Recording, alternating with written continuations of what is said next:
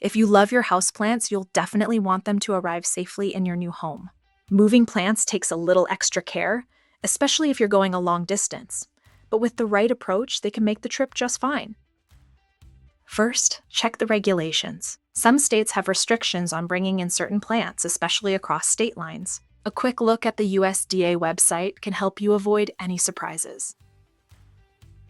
A few days before your move, water your plants, but don't overdo it. You want the soil to be slightly moist, not soaking wet. Trim any dead leaves or branches and make sure each pot is sturdy enough for travel. For local moves, pack plants upright in open boxes and cushion them with newspaper or packing paper to prevent tipping.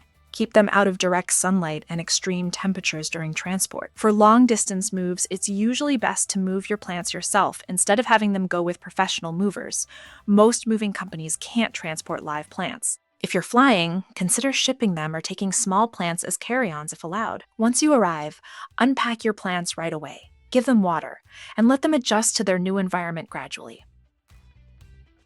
Want more expert tips and free moving quotes? Visit movers.com or email contactus@movers.com or call 866-343-1243 to connect with trusted movers and make your next move smarter, easier, and more affordable.